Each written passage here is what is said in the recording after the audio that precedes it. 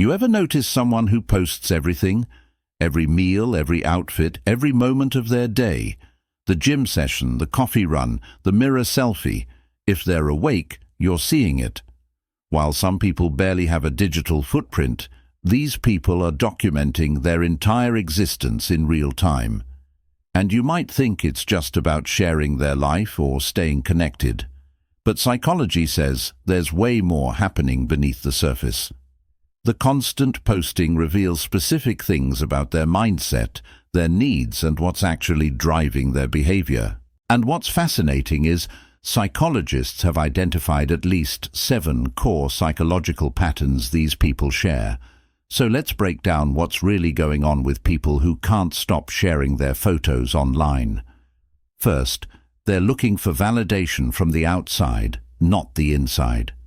Psychologists call this external locus of self-worth.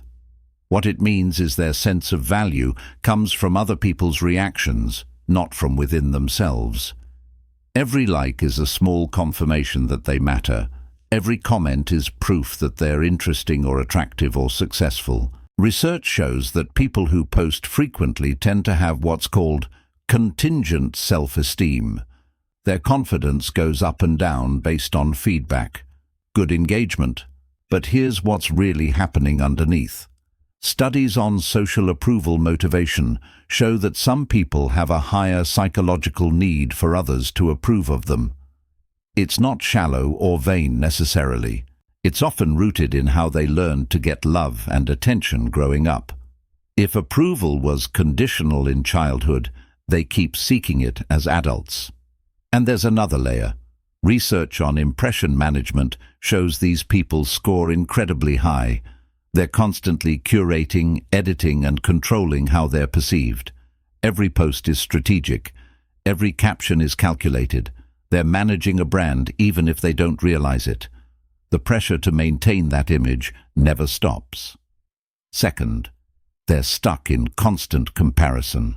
There's research showing that frequent posters engage heavily in upward social comparison. They're always measuring themselves against people who seem to have more, look better, or live more exciting lives. And posting becomes their way of competing. If someone posts their vacation, they need to post a better one.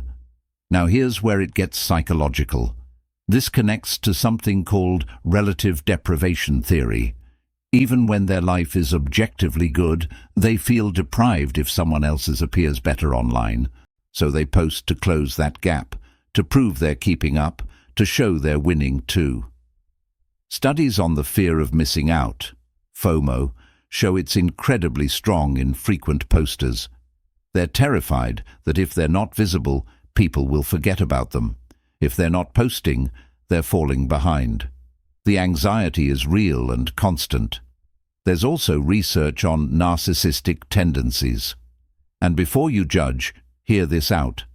Studies show that social media doesn't necessarily create narcissists, but it definitely attracts people who score higher on narcissistic traits. Things like needing admiration, wanting to be the center of attention, and having an inflated sense of their own importance. Posting feeds all of that. And here's something interesting. Research on self-monitoring shows these people are highly attuned to social cues. They're constantly scanning to see what gets reactions, what's trending, what will make them look good. Their behavior adapts based on what performs best. They're not really being themselves. They're being whoever gets the most likes. Third, there's often underlying insecurity and anxious attachment. Research on attachment styles reveals something critical. People with anxious attachment tend to post more frequently. They need constant reassurance that they're valued and won't be abandoned or forgotten. Posting is their way of saying, "I'm still here, please notice me, please care about me." Not posting much usually connects to secure attachment, but frequent posting. That often stems from insecurity that developed early in life. If love felt unpredictable growing up, they learned to work for attention. Social media just becomes the modern stage for that same pattern. There's also something called rejection sensitivity. People who are hypersensitive to rejection often post more because they're trying to preempt it. If they can control how they're seen, maybe they can avoid being rejected. Every carefully filtered photo is armor against judgment. Studies have shown that people who post frequently report higher levels of social anxiety, not lower. You'd think being social online would ease anxiety, but it actually intensifies it. They're constantly worried about how they're being perceived, whether people like them, if they're interesting enough. And here's the emotional piece. Research on emotional dysregulation shows that people who struggle to process emotions internally often externalize them through posting. Something good happens, they immediately post it. Something bad happens, vague post-phishing for support. They haven't developed the internal tools to sit with feelings privately. Fourth, they often prioritize quantity of connections over quality. People who post constantly tend to have what psychologists call weak tie relationships. Lots of followers, lots of interactions, but very few deep connections. They know hundreds of people superficially, but struggle with intimacy and vulnerability in real relationships. Here's what's fascinating. Research on parasocial relationships shows that heavy social media users often confuse online interaction with real friendship. They think because someone likes their posts. There's also research showing that frequent posters score higher on extroversion, but also report feeling lonely more often. It's a paradox.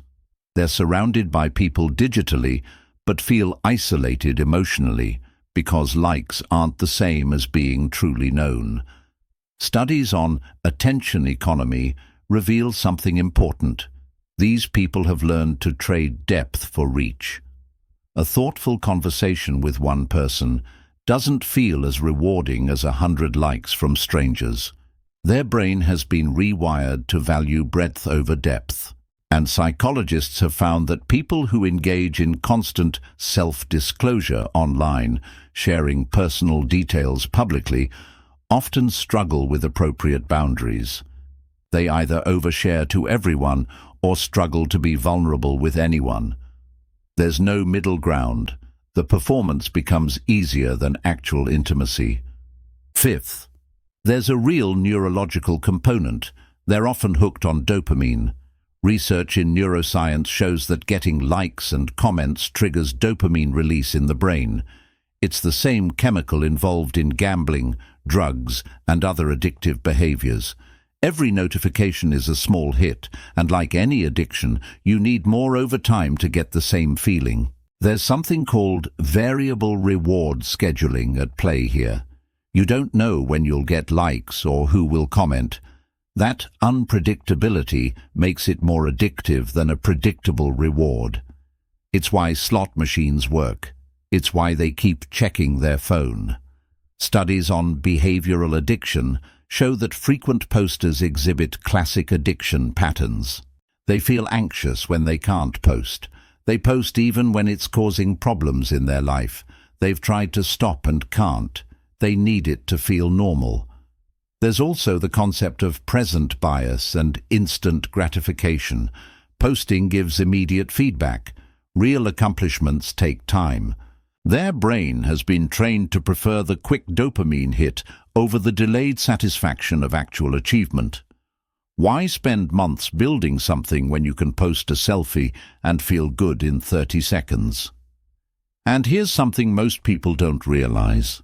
Research shows that the more people post, the more their memory gets distorted. They start remembering the post more than the actual experience.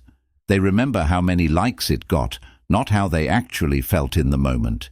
Their real life becomes secondary to their digital one.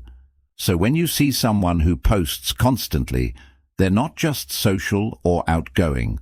They're often dealing with deeper psychological needs for validation, for connection, for proof that they matter.